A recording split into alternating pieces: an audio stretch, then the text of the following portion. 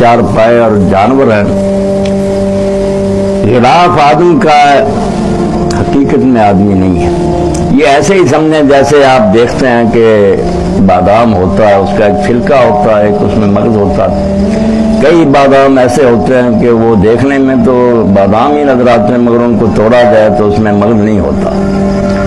ایسے ہی بہت سے انسان اس زمین پر ایسے رہ رہے ہیں جو کہلاتے تو انسان ہی ہیں، ہے زیادہ تعداد انہیں کی، اور قرآن مجید نے ان کی شکایت کی ہے یا کرونا کما تاکلنا، کہ وہ اس طرح کھاتے پیتے ہیں جیسے چار پائے کھاتے ہیں، کھایا پیا سوئے اور بچے جنے، اس کے علاوہ ان کا کوئی مقصد نہیں ہے۔ آدمی نہیں ہے، آدمی کی شکل ہے ان کی۔ جیسے بادام میں مغز ہوتا ہے، عربی زبان میں عقل کو لب کہتے ہیں۔ قرآن مجید میں آپ پڑھتے ہیں وَلِلْ الْبَابِ، تو لب کی جمع الباب عقلوں والے، عقل کو اللہ تعالیٰ نے لب کا اور لب مغز کو ہی کہتے ہیں۔ جیسے بادام میں مغز ہے نا، اسی طرح انسان کے اندر اصل شے جو ہے مغز، وہ عقل ہے۔ جو سوچتا نہیں، تفکر نہیں کرتا، وہ انسان نہیں ہے، جانوروں سے بدتر ہے۔ کہ اللہ نے عقل بھی عطا کی، مگر اس نے عقل سے وہ کام نہ لیا جس کے لیے اللہ تعالیٰ نے اتنا اعلیٰ کیا انسان کو عطا فرمایا۔ انسان دوسری مخلوقات کے مقابلہ میں ممتاز اور اشرف صرف عقل کی بنا پر، اسی لیے اللہ تعالیٰ نے اس کو لب کہا کہ مغز تمہارے اندر جو ہے نا اصل وہ عقل ہے۔ جو شخص سوچتا ہے، غور و فکر کرتا ہے، وہی انسان ہے، ورنہ ایسے ہی ہے جیسے چھلکا ہے مگر اس میں مغز نہیں ہے۔ اب سوچنے کا تعلق سب سے بڑا جس چیز سے ہے، قرآن مجید میں ہم دیکھتے ہیں لعلکم تتفکرون، کہیں اللہ پاک فرماتا ہے کہ ثم تتفکروا، سوچا کرو۔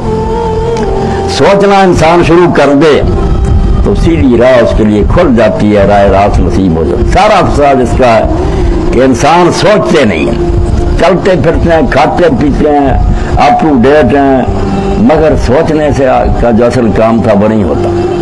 حالانکہ حدیث میں یہ بات روایت ہوئی ہے کہ ساری رات کی بات سے ایک گھڑی تفکر اور سوچ بچار کر لینا یہ افضل ہے۔ آدمی نفل پڑھتا رہے، ذکر اذکار کرتا رہے، سوچ سے کام نہ لے تو کوئی فائدہ نہیں۔ سوچنا چاہیے، سوچنا شروع کر دے تو سب سے پہلے، مسائل تو بہت ہے سوچنے کے لیے، زندگی دشواریوں سے بھری ہوئی ہے، مشکلات سے پر ہے، ہر آدمی طرح طرح کے مسئلوں میں الجھا ہوا، مگر میرے بزرگوں اور عزیزوں سب سے بڑی بات جس کے بارے میں اگر انسان سوچتا نہیں تو وہ انسان کہہ رہا نہیں کہ لائق نہیں ہے۔ کہ روزانہ ہم دیکھتے ہیں کہ دنیا میں لوگ آ بھی رہے ہیں اور جہاں سے جا بھی رہے ہیں، زندگی اور موت کا سلسلہ جاری ہے۔ الذی خلق الموت والحیات لیبلوکم ایکم احسن عملا۔ روزانہ ہم دیکھتے ہیں کہ محلوں میں بچے پیدا بھی ہو رہے ہیں اور جنازے بھی اٹھائے جا رہے ہیں، ہم بھی جنازوں کے ساتھ جاتے ہیں، مگر یہ کوئی نہیں سوچتا یہ سلسلہ کیوں جاری ہے، یہ لوگ کہاں سے آ رہے ہیں، کدھر کو جا رہے ہیں، کیا ان کا انجام ہوتا ہے، اس بارے میں غور و فکر سے کام نہیں لیتے۔ حالانکہ ام المسائل جو ہے نا، سارے علموں کی جڑ وہ یہی بات ہے کہ آدمی اس بارے میں سوچے کہ مرنے کے بعد لوگ کہاں چلے جاتے ہیں، یہ کیوں آئے تھے، کدھر چلے گئے۔ رہنے کے لیے تو کوئی نہیں آیا۔ ہر شخص ہر شے میں شک کر سکتا ہے، یا ایسے بلیغ اور کن ذہن بھی ہیں جو خود خالق کائنات میں شک کرتے ہیں کہ اللہ ہی نہیں ہے۔ یہ بھی ہے جو کہتے ہیں کوئی رسول نہیں آیا، کوئی وحی نازل نہیں ہوئی، ایسے کافر بھی ہیں، مگر آج تک کوئی شخص زمین پر ایسا نہیں پیدا ہوا جو موت کا انکار کرے۔ کسی دہریے کی مجال نہیں کہ وہ کہے کہ میں نے ہمیشہ رہنا۔ سب جانتے ہیں کہ چلے گئے لوگ اور ہم نے جانا ہے۔ اسی لیے قرآن مجید میں دو جگہ اللہ تعالیٰ نے موت کو یقین کے لفظ سے تعبیر کیا، حتیٰ یات یقین، اور دوسری جگہ فرمایا حتیٰ اتانا یقین۔ اس کو یقین کہا ہے کہ ہر بات میں تم شبہ کر سکتے ہو مگر موت میں شک نہیں کر سکتے کہ آئے گی، اور یہ بات ثابت ہو کر رہے گی کہ یہ سرائے دہر مسافر ہو، بخدا کسی کا مکان نہیں۔ جو لوگ مقیم تھے کل یہاں، کہیں آج ان کا نشان ہے، چلے گئے۔ اور ہمارا بھی حال یہی ہے کہ ہم بھی کسی دن جانے والے ہیں۔ ہزار آنکھیں بند کریں مگر وقت آئے گا کہ موت ہمیں اس دنیا سے جبرن لے جائے گی، اور بات وہی ہوگی جو شاعر نے کہی ہے، لائی حیات آئے قضا لے چلی چلے، نہ اپنی خوشی سے آئے نہ اپنی خوشی چلے۔ کوئی اپنی مرضی سے پیدا نہیں ہوتا، اور اگر ایک لمحہ بھی چاہے نا کہ میری زندگی لمبی ہو جائے، نہیں ہو سکتا۔ جتنی زندگی اللہ نے لکھ لی ہے وہ پوری کرنے کے بعد جانا ہی ہے یہاں سے۔ بہت سے چلے گئے اور باقی جانے والے ہیں، مگر جو انسان کے لیے سب سے بڑی بات ہے کہ وہ سوچے کہ میں کہاں سے آیا تھا، کیوں آیا تھا، اب کدھر جا رہا ہوں۔ اس بارے میں بہت لوگ جو آنکھیں بند کیے ہوئے ہیں۔ جیسے میں نے مثال دی، شکلیں ان کی انسان کی، ان کی کھوپڑیوں میں اللہ نے عقل پیدا کی ہے، مگر اس سے سوچنے کا کام نہیں لیتا۔ اور یہ پوری دنیا میں جو دہائی مچی ہے، اور قرآن بھی کہتا ہے ظاہر الفساد فی البر والبحر۔ ہر آدمی جو اخبار پڑھتا ہے، ریڈیو ٹی وی سنتا ہے اور حالات سے واقف ہے، پوری دنیا سر پر ہاتھ رکھ کر چیخ رہی ہے کہ فساد ہی فساد ہے، کہیں امن نہیں ہے۔ چیخ رہے ہیں لوگ کہ کسی دفتر میں رشوت کے بغیر کام نہیں ہوتا، دن دہاڑے ڈاکے پڑ رہے ہیں، بیٹیوں کی عزتیں لوٹی جا رہی ہیں، قتل ہو رہا ہے، سارا جہان نالا ہے، مگر سوچتا کوئی نہیں کہ ایسا کیوں ہو رہا۔ کوئی حل ڈھونڈتا ہے کہ فلاں قانون سخت کر دیا جائے، پولیس کو مراحت زیادہ دے دی جائیں، ان کو گاڑیاں اور سواریاں دی جائیں، مگر آپ سب لوگوں کا مجھ سے زیادہ تجربہ اور علم ہے کہ جو ان کو اختیارات مل رہے ہیں ظلم بڑھ رہا ہے، کوئی امن نہیں ہو رہا، دنیا رو رہی ہے۔ اصل میں وہ گڑا جس کو کھولے بغیر مسئلہ حل نہیں ہو سکتا، اس کے بارے میں کوئی نہیں سوچتا۔ مسئلہ تو اصل میں یہی ہے کہ لوگ اگر یہ سوچنا شروع کر دیں کہ ہمیں کس نے دنیا میں بھیجا ہے، کیوں بھیجا ہے، اور مرنے کے بعد کیا ہوگا۔ اب ہمارے جو ادارے ہیں علوم کے، یونیورسٹی اور کالج، وہاں لوگ بیولوجی وغیرہ پڑھتے ہیں کہ جرثومہ پیدا ہوا، اس سے انسان پیدا ہوا، اس چکر میں پڑے ہوئے کسی کو پتہ نہیں کیسے پیدا ہوا۔ مگر جو کسی دانشور نے بات کہی کہ خیرت مندوں سے کیا پوچھوں کہ میری ابتدا کیا ہے، کہ میں اس فکر میں رہتا ہوں میری انتہا کیا ہے۔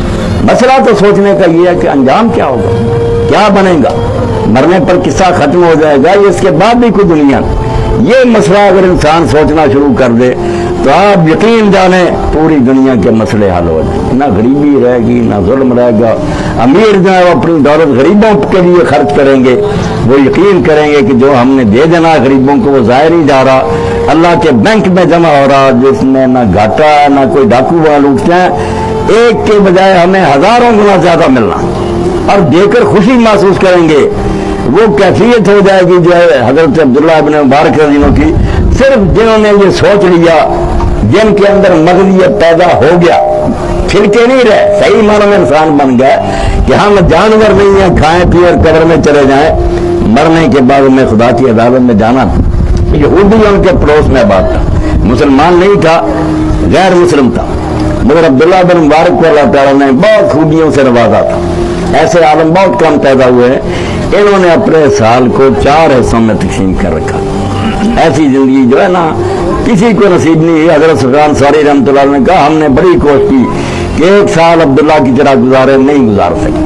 وہ کیا کرتے تھے، 3 مہینے تجارت کے لیے تھے وقت کر رکھے، حلال رزق کماتے تھے، اور 3 مہینے اپنے گھر پر بیٹھ کر مشرق و مغرب سے طالب علم آتے تھے، اپنے پلے سے انہیں خرچ دیتے تھے، ان کو قرآن و سنت کی تعلیم دیتے، دین کا علم سکھاتے تھے، اور 3 مہینے حج اور عمرے کے لیے رکھا ہوئے تھے، اور 3 مہینے سال میں جہاد کے لیے نکل جاتے، جہاں اسلامی لشکر سرحدوں پر کفار سے جہاد میں مشغول، جا کر جہاد کر۔ یہ 4 نیکیاں، مال حلال کمانا، دین کا علم سکھانا، حج اور عمرہ کرنا، جہاد کرنا، ایسے عالم تھے۔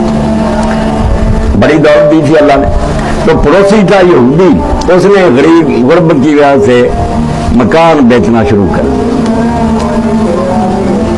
حضرت عبداللہ ابن مبارک رضی اللہ عنہ کو جب پتہ چلا تو گئے اور جا کر پوچھا کہ یار تم مکان بیچ رہے ہو؟ اس نے کہا ہاں میں غریب ہو گیا ہوں۔ اور یہ بھی آپ نے سنا کہ جو گاہک اس کے پاس آئے تھے ان سے اس نے کہا کہ میں اپنے مکان کی قیمت 2000 درم لوں گا۔ لوگوں نے کہا جس سے چاہے انصاف کرا لو، تمہارا مکان 1000 درم کا ہے۔ اس غیر مسلم نے کہا کہ میں خود مانتا ہوں میرا مکان 1000 کا۔ تو انہوں نے کہا 2000 کیوں مانگتے ہو؟ کہنے لگا کہ جیسا پڑوسی میں چھوڑ کر جا رہا ہوں نا، ایسا پڑوسی نہیں ملے گا۔ خوبی تو وہ ہوتی ہے نا کہ دشمن بھی اقرار کریں، غیر مسلم کہہ رہا کہ ایسا پڑوسی نہیں ملے گا۔ یہ بات عبداللہ بن مبارک رضی اللہ عنہ کو جب خبر ملی تو گئے، جا کر اسے کہا اللہ کے بندے یہ میرا جرم اور قصور ہے کہ میں تیری خبر نہیں لے سکا، مکان نہیں بیچنا، ہر مہینہ 2000 تجھے میری طرف سے ملتا رہے گا۔ اگر تو مکان غریبی کی وجہ سے بیچ کر چلا گیا تو میں اپنے رسول کے سامنے قیامت کے دن کس طرح پیش ہوں گا کہ اللہ نے دولت دی تھی تو تم نے کسی غریب کی خبر ہی نہیں پروسی۔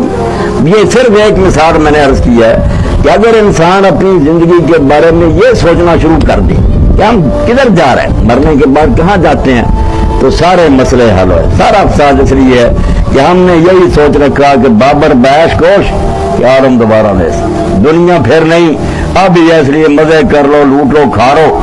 جو سوچنا شروع کر دے، اور قرآن مجید نے ان کی تعریف کی ہے کہ اولے الالباب دانش مند لوگ وہی ہیں اللہ دینا یذکرون اللہ قیاما وقعودا وعلی جنوبہم ویتفکرون فی خلق السماوات۔ جو سوچتے ہیں نا عقل مند وہی ہے، جو نہیں سوچتے ان کا حال یہ ہے قبرستان بالکل آپ کے پاس ہے۔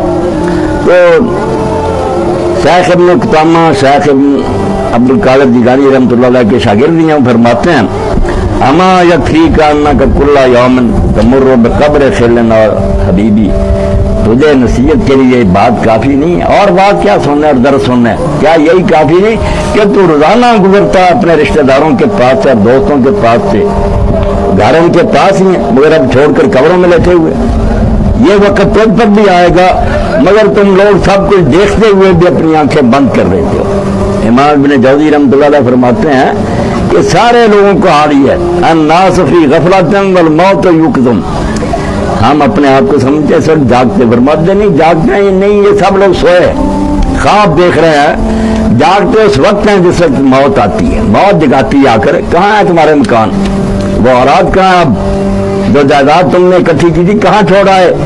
الناس فی غفلۃ والموت یقظم، لوگ غفلت کی نیند سوئے ہوئے ہیں، موت جگاتی ہے مگر موت اس وقت جگاتی ہے وما یفیقون حتی ینفذ العمر، لوگوں کو ہوش نہیں آتی جب تک عمر نہیں ختم ہو جاتی۔ جب عمر ختم ہوتی نا پھر قرآن مجید کہتا ہے، پچھتاتے ہیں، کہتے ہیں اللہ ایک بار پھر ہمیں بھیج، اب ہم نیک رہیں گے۔ اللہ فرماتا ہے یہ موقع بار بار ملنا، تمہیں بڑا وقت دیا تھا، بڑا سمجھایا گیا، درس ہوئے، کتابیں اتاری گئی، رسول آئے، تم نہیں سمجھے، اب کون سا وقت تمہیں دیا جائے۔ یشیعون حالیہم بجمعہم، فرمایا جنازے کے ساتھ سارا خاندان جاتا ہے، دوست جاتے ہیں، وینظرون الی ما فیہ قد قبروا، کھلی آنکھوں سے دیکھتے ہیں کہ کس تنگ گڑھے میں انہیں دفن کر دیا گیا، مگر ہوتا کیا ہے وہی نیند والی بات، ویرجعون الی احوال غفلۃ، پھر وہی غفلت، وہی بے ہوشی، وہی بدماشیاں اور خدا سے منہ موڑنا، اسی میں غرق ہو جاتے ہیں۔ کاننا مارا شیم ولا نظروا، ایسا محسوس ہوتا ہے کہ ان لوگوں نے نہ کوئی جنازہ دیکھا تھا، نہ اس کے ساتھ گئے تھے، نہ قبر دیکھی تھی، ایسے دندوں میں پھر لگ جاتے۔ اس لیے میرے دوستوں اور بزرگوں، قرآن مجید انبیاء علیہ السلام جہاں جہاں بھی آئے ہیں ایک ہی سبق انہوں نے دیا ہے، وہ ہم پلے باندھ لیں تو وہی کافی ہے۔ اللہ کے رسول علیہ السلام فرماتے تھے دنیا میں اس طرح رہو، کون فی الدنیا کاننا کا غریب و عابر و سبیل، دنیا میں زندگی اس طرح گزارو جیسے کوئی مسافر ہوتا ہے یا پردیسی ہوتا ہے، اس میں دل نہ لگاؤ، یہ پتہ نہیں کس وقت تمہیں چھوڑنا پڑ جائے، یہ جہان ہمیشہ رہنے کے لیے کوئی نہیں آیا، چلے جانا ہے، اس لیے تیاری کرو اس دنیا کے لیے جہاں ہمیشہ جا کر رہنا ہے۔ تو اس کے لیے سوچ و بچار کی ضرورت ہے کہ آدمی سوچے کہ میرے اپنے عزیز و قریب دوست احباب میں سے کتنے چلے گئے اور کتنے ہیں جنہوں نے جانا۔ اس بارے میں اگر غور و فکر انسان شروع کر دے تو اس کی زندگی کا رخ بدل جاتا ہے۔ موت تو بڑی بات ہے، بڑھاپے کے بارے میں آدمی دھیان کرے کہ یہ جوانی کا نشہ جو ہے، سکون قلب کی دولت کہاں دنیا فانی میں، بس ایک غفلت سی ہو جاتی ہے، اور وہ بھی جوانی میں 4 دن آتے ہیں کہ لوگ پاگل ہو جاتے ہیں، مگر پھر وقت آتا ہے کہ آزاد ڈھیلے پڑ جاتے ہیں، جوڑ جواب دے جاتے ہیں، ٹانگیں کانپنے لگتی ہیں، پھر ہوش آتی ہے کہاں گئے وہ نشے، وہ جو عیاشیاں اور خرمستیاں تھیں کدھر گئیں۔ اس سلسلے میں ایک پرانے زمانے کا بنی اسرائیل کے وقت کا ایک واقعہ، یوسف نامی ایک شہزادہ تھا، بری صحبت میں بیٹھنے لگا، ہواری گرد اکٹھے ہو گئے شہزادے کے برے، شراب، عیاشی، موسیقی، انہی کاموں میں لگا رہتا تھا۔ سال کے بعد جشن تاج پوشی آیا، وزیر امیر سارے جمع تھے، موسیقار جو تھے وہ ساز بجا رہے تھے، شراب کی بوتلیں پڑی تھیں۔ مگر اللہ ہدایت کے لیے موقع فراہم کرتا، ضرورت تفکر کی، سوچ کی۔ اللہ کے فرماتا اپنے رسول علیہ السلام کو انما اعظکم بواحدہ، سورہ سبا میں آ کر میں تمہیں صرف ایک بات کی نصیحت کرتا ہوں، سارے مسئلے چھوڑو، صرف ایک تم سے منت اور سماعت کرتا ہوں، ان تقوموا للہ مثنی و فرادا، دو اکٹھے ہو جاؤ یا اکیلے بیٹھ کر سوچو، ثم تتفکر، خدا کے لیے غور کرو۔ یہ قرآن مجید نے کہا صرف ایک بات مان لو، کبھی تو وقت نکالو، علیحدہ بیٹھ کر سوچو کہ میں یہی رہوں گا، کہاں گئے میرے باپ اور ساتھی؟ تو جب وہ سارا دشن ہو رہا تھا، شیشہ منگوایا دیکھنے کے لیے کہ میں اپنا چہرہ دیکھوں، تب شیشہ لوگوں نے پیش کیا تو غمگین ہو گیا، غم طاری ہو گیا، بلایا اپنے کمانڈروں کو، جرنیلوں کو، کہنے لگا میں نے تمہیں کیوں رکھا ہوا، کیوں اتنی تنخواہیں دے رہا ہوں؟ کہا اسی لیے کہ دشمن سے حفاظت کی جائے۔ اس نے کہا بھائی دشمن تو حملہ آور ہو گیا، تم مجھے بچا نہیں سکے، دشمن نے حملہ کر دیا۔